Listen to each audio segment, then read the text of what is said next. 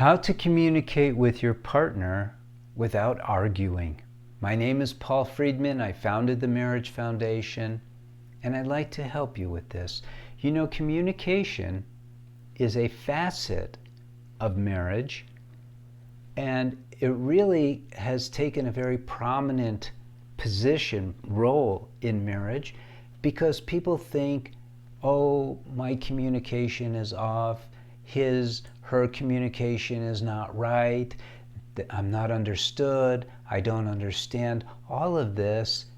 And the reality is that communication is very much on the surface of marriage. When you think of marriage sort of schematically, what is the core of marriage? Core of marriage is your soulmates. Love. Love is the big center of marriage, and it's a very thin aspect is communication. Because if the love is so powerful that it's influencing your communication will be loving. If it's loving, there won't be any arguments. Did you get this? It may sound simplistic or even too philosophical, but trust me, and we'll get there. I'll give you some methods to avoid arguing, but you should understand that the basis of your relationship with your partner is love. Have you ever seen a picture of the world taken from outer space? You have this big blue ball, and there's this thin atmosphere, very thin, that surrounds it. And think of communicating in that way.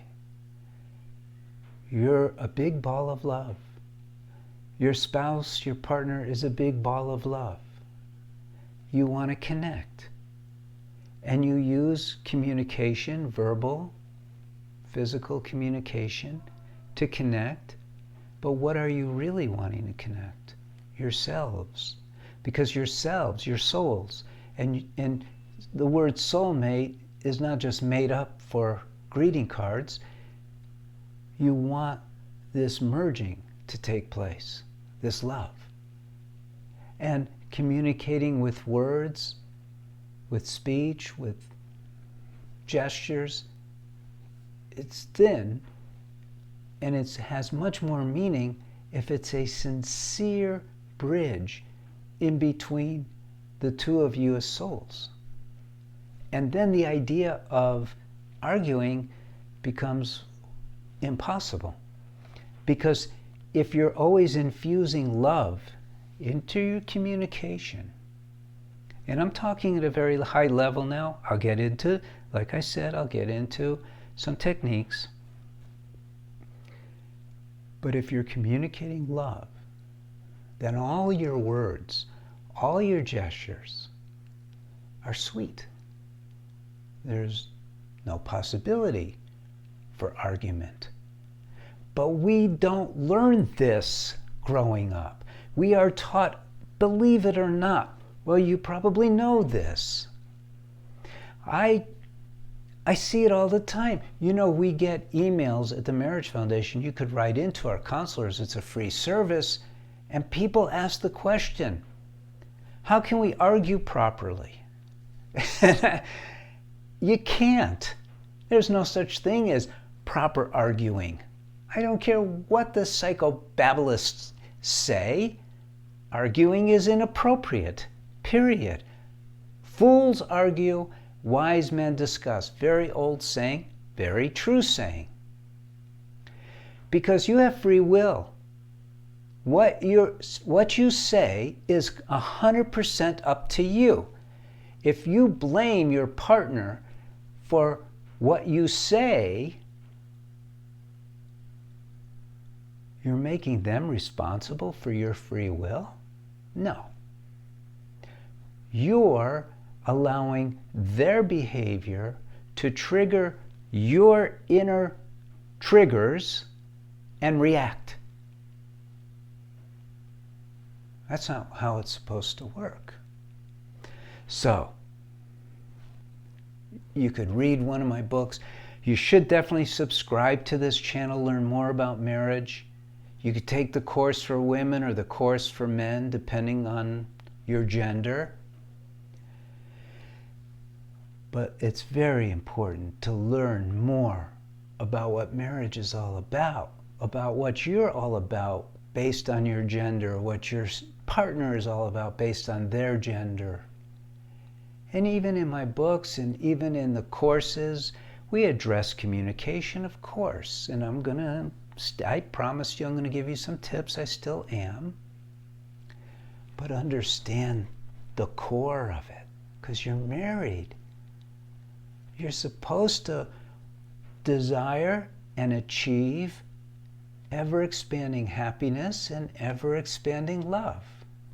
That's why you got married. So, techniques. One technique is don't say anything. Don't react. Remember, if you're triggered by something they say, that's on you. And for that, you can practice the bowling ball feather technique. You imagine that what they just said is a bowling ball flying at you, but you're a feather. And as soon as it gets close, just the wind is going to push you out of the way. You're not going to be hit by the bowling ball. But you really should be seeing past their communication anyway and looking at them with love, compassion, and understanding. Don't set yourself up to be triggered. And if you are, it's yours. Don't react. Don't expect them to modify their communication to please your personal filters. That's not fair. Let them be who they are. Don't even judge it. Even if they get angry, completely lose it. That's the stage that they're in their individual growth. You don't have to respond to that the way they're reacting to you. That's silly. You be above it. You step aside. You allow them to go through their thing. You speak in a very calm, loving, heart-centered way. And there won't be any arguing. Arguing should be, from your perspective, never going to happen again. You have free will. So you make a decision. I'm not going to argue. And you won't. I live this way. I practice what I preach. I didn't always, but I have learned these things.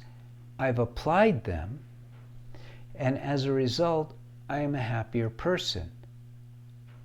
And as a happier person, I can tell you that you have the same opportunity. I could also tell you to not choose to be a happier person is a waste of your life. But once you choose to be a happier person, you need to define a path, a methodology, in order to become happier. If the communication that you're having with your partner is constantly turning into arguments, it's only a lack of education. They're not a creep, you're not a creep, you're both uneducated. But one of you alone can end the arguing 100%. Yeah, it's true. So again, definitely subscribe to this channel so you can learn more about marriage. Get one of my books if you really need it, if things are really going south in your marriage. Get either the course for men or the course for women so you could get your marriage back on track. Because marriage is the happiest place in your life when you know what you're doing. Blessings to you, blessings to your spouse and your family. Thank you for spending time with me. I really do appreciate it. God bless and take care.